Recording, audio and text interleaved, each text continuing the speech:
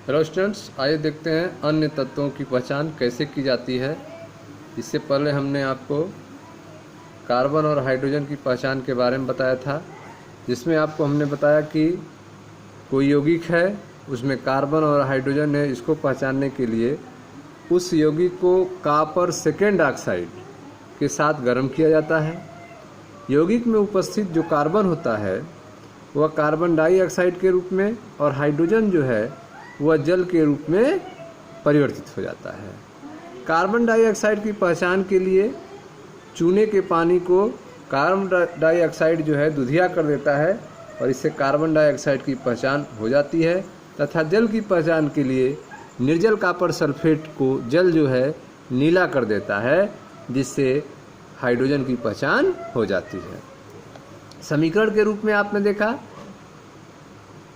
यौगिक में कार्बन है, हाइड्रोजन है, तो कार्बन जो है वह कॉपर सेकेंड ऑक्साइड के साथ गर्म करेंगे तो यह कॉपर और कार्बन डाइऑक्साइड में बदल जाएगा।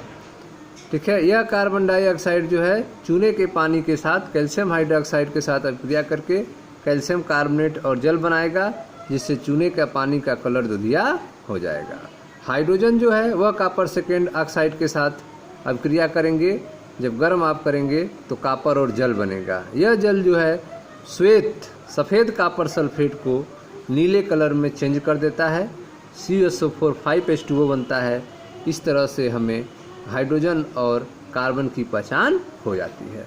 अन्य तत्व की पहचान कैसे की जाती है, तो इसके बारे में आपने देखा कि किसी कार्बनिक यौगिक में उपस्थित नाइट्रोजन, सल्फर, हैलोजन तथा फास्फोरस की पहचान जो है लैसे परीक्षण के द्वारा किया जाता है।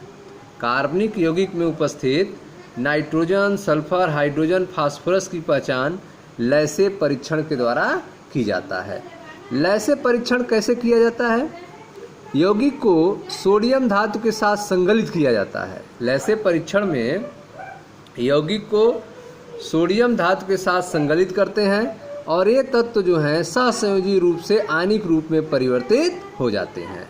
जब यौगिक को सोडियम धातु के साथ संगलित करते हैं तो ये तत्व सहसंयोजी रूप से आयनिक रूप में परिवर्तित हो जाते हैं। समीकरण आप देख सकते हैं, सोडियम धातु के साथ संगलित कर रहे हैं नाइट्रोजन को, कार्बन उपस्थित है और बन रहा है सोडियम साइनाइड। जब हम सोडियम धातु के साथ कार्बनिक यौगिक को संगलित करते हैं और उसमें नाइट्रोजन भी उपस्थित है तो यह सोडियम साइनाइड में परिवर्तित हो जाता है। सल्फर है तो सोडियम के साथ संगलित होकर सोडियम सल्फाइड बनाता है। हैलोजन है तो सोडियम के साथ संगलित होकर सोडियम हैलाइड बनाता है। ठीक है, तो कार्बन, नाइट्रोजन, सल्फर तथा हैलोजन जो है कार्बनिक यौगिक में उपस्थित तत्व हैं। कार्बन, नाइट्रोजन, हाइड्रोजन तथा हैलोजन्स जो आप देख रहे हैं वह कार्बनिक यौगिक में उपस्थित तत्व होते हैं, जो सोडियम के साथ संगलित होकर sodium cyanide, sodium sulphide, sodium halide बनाते हैं।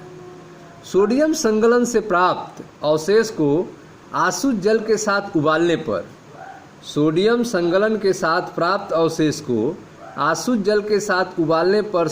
साइनाइड, सल्फाइड तथा हैलाइड जो है जल में घुल जाता है। सोडियम संगलन से प्राप्त अवशेष को आसुत जल के साथ उबालने पर सोडियम साइनाइड, सल्फाइड तथा हैलाइड जो है जल में घुल जाता है। इस निष्कर्ष को सोडियम संगलन निष्कर्ष कहा जाता है। इस निष्कर्ष को सोडियम संगलन निष्कर्ष कहते हैं। ठीक है, अब आइए देखते हैं नाइट्रोजन का परीक्षण कैसे करते हैं। तो सबसे पहले आपने देखा कि सोडियम कार्बनिक यौगिक और नाइट्रोजन जब गर्म करते हैं तो यह सोडियम साइनाइड में परिवर्तित हो जाता है। अब जो है नाइट्रोजन का परीक्षण कैसे करेंगे कि यौगिक में नाइट्रोजन है, इसकी पहचान कैसे करेंगे। तो सोडियम संगलन निष्कर्ष को, जो सोडियम संगलन निष्कर्ष है उसको आयरन सेकेंड सल्फेट के साथ उबाल कर विलयन को सल्फ्यूरिक अम्ल द्वारा अम्लीकृत किया जाता है। सोडियम संगलन निष्कर्ष को आयरन सेकेंड सल्फेट के साथ उबालकर विलयन को सल्फ्यूरिक अम्ल के साथ अम्लीकृत किया जाता है। पर्शियन ब्लू रंग का बनना नाइट्रोजन की उपस्थिति को निश्चित करता है। अगर जो है सोडियम संगलन निष्कर्ष को आयरन सेकेंड सल्फेट के साथ उबालकर विलयन को सल्फ्यूरिक अम्ल के द्वारा अम्लीकृत किया जाए तो अगर उसका कलर पर्शियन ब्लू में चेंज हो जा रहा है, इसका मतलब वह नाइट्रोजन की उपस्थिति को निश्चित कर रहा है। सोडियम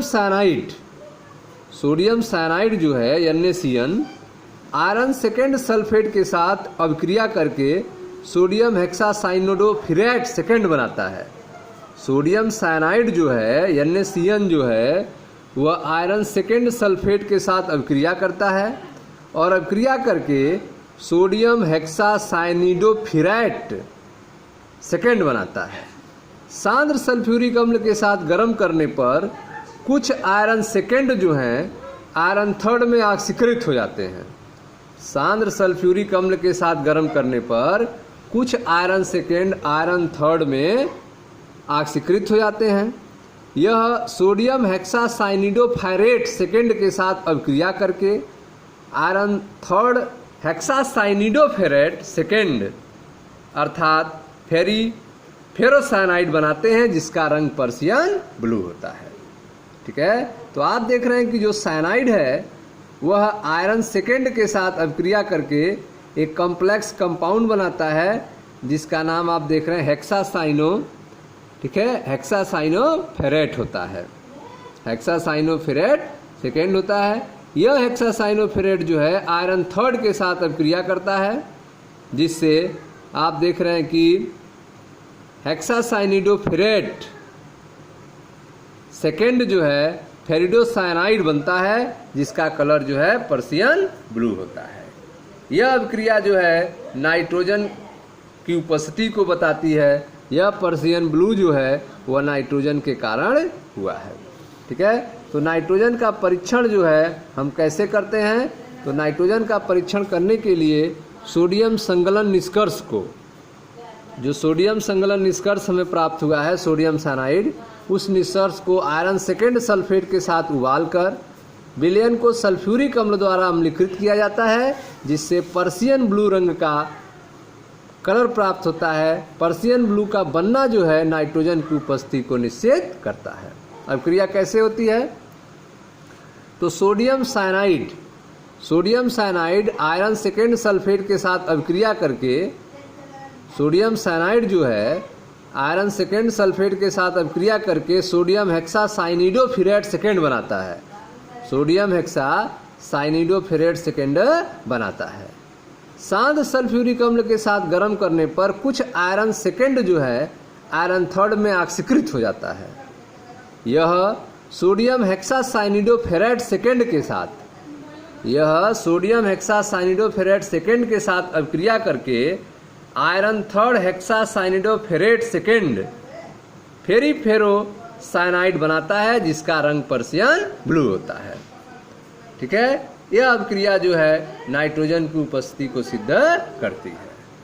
अब आते हैं सल्फर का परीक्षण कैसे करेंगे, तो सोडियम संगलन निष्कर्ष को, जो सोडियम संगलन निष्कर्ष बना है, सोडियम साइनाइड बना है, उसको एसिटिक अम्ल के द्वारा अम्लीकृत किया जाता है।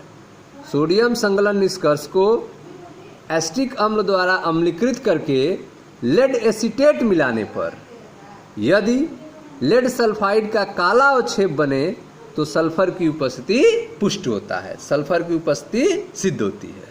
ठीक है, सल्फर का परीक्षण करने के लिए सोडियम संगलन निष्कर्ष को एसिटिक अम्ल के द्वारा अम्लीकृत किया जाता है। फिर लेड एसीटेट मिलाने पर यदि लेड सल्फाइड का काला अवक्षेप बने तो सल्फर की उपस्थिति सिद्ध होती है। ठीक है, सल्फर लेड के साथ अभिक्रिया करके लेड सल्फाइड बनाएगा, जो काले अवक्षेप के रूप में प्राप्त होता है। अगर ऐसा होता है तो सल्फर की उपस्थिति सिद्ध होती है। दूसरा, सोडियम संगलन निष्कर्ष को सोडियम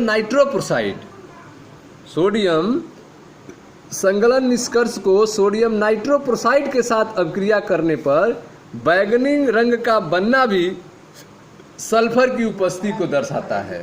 ठीक है, यदि सोडियम संगलन निष्कर्ष को सोडियम नाइट्रोप्रोसाइड के साथ अभिक्रिया करने पर बैगनी रंग बनता है तो यह भी जो है सल्फर की उपस्थिति को दर्शाता है। ठीक है, समीकरण आप देख सकते हैं। सल्फर जो है, ठीक है, यह जो है सोडियम नाइट्रोप्रोसाइड के साथ अभिक्रिया करेगा जिससे आपका बैगनी कलर देगा। यह सल्फर की उपस्थिति को सिद्ध करता है। कार्बनिक यौगिक में नाइट्रोजन तथा सल्फर दोनों ही जब उपस्थित हों तब क्या करेंगे? कार्बनिक यौगिक में नाइट्रोजन तथा सल्फर दोनों ही जब उपस्थित हों तब सोडियम थायोसाइनेट बनता है। कार्बनिक यौगिक में जब नाइट्रोजन और सल्फर दोनों उपस्थित होते हैं उस समय सोडियम थायोसाइनेट बनता है, जो आयरन सेकेंड सल्फेट के साथ गर्म करने पर रक्त की भांति लाल रंग उत्पन्न करता है। ठीक है, कार्बनिक यौगिक में जब सोडियम और कार्बनिक यौगिक के साथ नाइट्रोजन और सल्फर दोनों उपस्थित होते हैं तो उस कंडीशन में सोडियम थायोसाइनेट बनता है, NaSCN बनता है।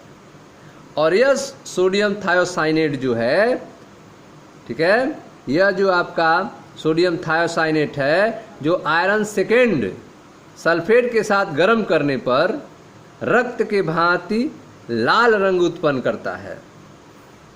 मुक्त साइनाइड आयनों की अनुपस्थिति होने के कारण पर्शियन ब्लू रंग नहीं बनता है। मुक्त साइनाइड आयन की उपस्थिति के कारण जो है पर्शियन ब्लू रंग नहीं बनता है, रक्त की भांति लाल रंग बनता है। यदि सोडियम अधिक मात्रा को, ठीक है, यदि सोडियम की अधिक मात्रा को सोडियम संगलन में लिया जाता है, सोडियम की अधिक मात्रा को सोडियम संगलन में लिया जाता है तो साइनाइड तथा सल्फाइड आयनों में थायोसाइनेट अपघटित हो जाता है।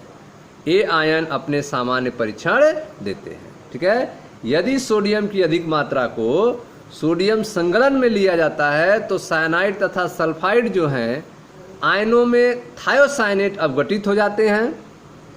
ये आयन अपने सामान्य परीक्षण देते हैं। यह सोडियम थायोसाइनाइड है, NaSCN प्लस Na बनेगा NaCN प्लस Na2S। ठीक है, तो इस तरह से आपने देखा कि सल्फर का परीक्षण जो है, हम पहला तरीका यह है कि सोडियम संगलन निष्कर्ष को एसिटिक अम्ल द्वारा अम्लीकृत करके लेड एसीटेट मिलाएं। यदि लेड सल्फाइड का काला अवक्षेप बने तो सल्फर की उपस्थिति सिद्ध होती है। दूसरा तरीका है सोडियम संगलन निष्कर्ष को सोडियम नाइट्रोप्रोसाइड के साथ अभिक्रिया करने पर यदि बैगनी रंग बने तो सल्फर की उपस्थिति दर्शाती है। ठीक है, यदि यौगिक में नाइट्रोजन और सल्फर दोनों उपस्थित हों तब सोडियम थायोसाइनेट बनता है, जो आयरन सेकेंड सल्फेट के साथ गर्म करने पर रक्त की तरह लाल रंग उत्पन्न करता है, जो नाइट्रोजन और सल्फर की उपस्थिति को सिद्ध करता है। मुक्त साइनाइड आयन की उपस्थिति, ठीक है, मुक्त साइनाइड आयन की अनुपस्थिति होने के कारण पर्शियन ब्लू रंग नहीं बनता है।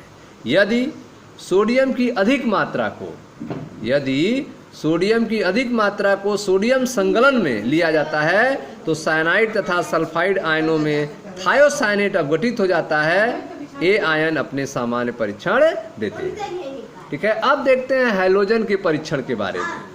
हैलोजन का परीक्षण कैसे किया जाता है? सोडियम संगलन निष्कर्ष को, सोडियम संगलन निष्कर्ष को नाइट्रिक अम्ल द्वारा अम्लीकृत करके, सोडियम संगलन निष्कर्ष में जो मिलेगा आपका सोडियम हैलाइड NaX जो मिलेगा उसको जो है नाइट्रिक अम्ल द्वारा अम्लीकृत करके उसमें सिल्वर नाइट्रेट मिलाया जाता है। सोडियम संगलन निष्कर्ष को नाइट्रिक अम्ल द्वारा अम्लीकृत करके उसमें सिल्वर नाइट्रेट मिलाया जाता है।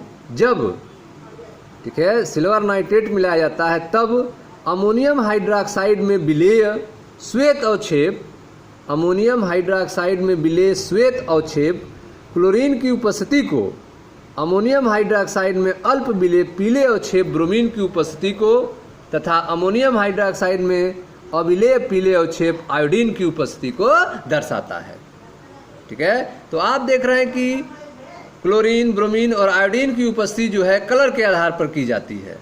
इसके लिए सोडियम संगलन निष्कर्ष को नाइट्रिक अम्ल के द्वारा अम्लीकृत किया जाता है, फिर उसमें सिल्वर नाइट्रेट मिलाया जाता है। सोडियम संगलन निष्कर्ष को नाइट्रिक अम्ल द्वारा अम्लीकृत करके उसमें सिल्वर नाइट्रेट मिलाया जाता है। तब अमोनियम हाइड्रोक्साइड के विलेय में श्वेत अवक्षेप, अगर अमोनियम हाइड्रोक्साइड के विलेय में, ठीक है, यदि अमोनियम हाइड्रोक्साइड में विलेय श्वेत अवक्षेप प्राप्त हो तो यह क्लोरीन की उपस्थिति को सिद्ध करता है। यदि अमोनियम हाइड्रोक्साइड में अल्प विलेय पीले अवक्षेप उपस्थित हो तो ब्रोमीन की उपस्थिति सिद्ध होती है, और यदि अमोनियम हाइड्रोक्साइड अवक्षेप में अविलेय पीले अवक्षेप हो तो आयोडीन की उपस्थिति को दर्शाता है। ठीक है, तो इस तरह से आप देख रहे हैं कि सोडियम संगलन निष्कर्ष को नाइट्रिक अम्ल द्वारा अम्लीकृत करने पर उसमें सिल्वर नाइट्रेट मिलाया जाता है, और यदि अमोनियम हाइड्रोक्साइड में विलेय सफ़ेद अवक्षेप है तो क्लोरीन की उपस्थिति को, और यदि अमोनियम हाइड्रोक्साइड में अल्प विलेय पीले अवक्षेप हो तो वह ब्रोमीन की उपस्थिति को, और यदि अमोनियम हाइड्रोक्साइड में अविलेय पीले अवक्षेप हो तो आयोडीन की उपस्थिति को सिद्ध करता है। अल्प विलेय पीले अवक्षेप होगा तो ब्रोमीन की उपस्थिति को सिद्ध करेगा, लेकिन अगर अविलेय पीले अवक्षेप होगा तो वह आयोडीन की उपस्थिति को दर्शाता है। ठीक है, halogen plus silver ion AgX। यौगिक में नाइट्रोजन अथवा सल्फर की उपस्थिति होने पर, यौगिक में नाइट्रोजन अथवा सल्फर की उपस्थिति होने की स्थिति में उपयुक्त परीक्षण से पूर्व, उपयुक्त परीक्षण से पहले सोडियम संगलन निष्कर्ष को नाइट्रिक अम्ल के साथ उबाला जाता है।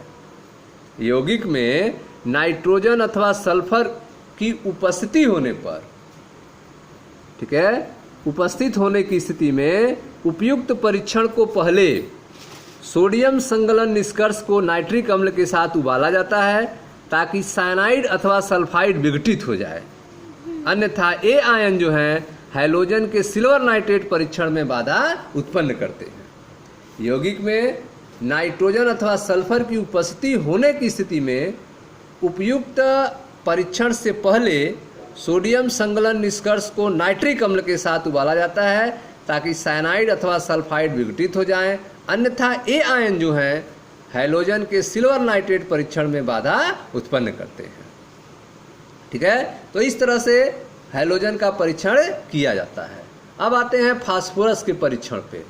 फास्फोरस का परीक्षण कैसे किया जाता है?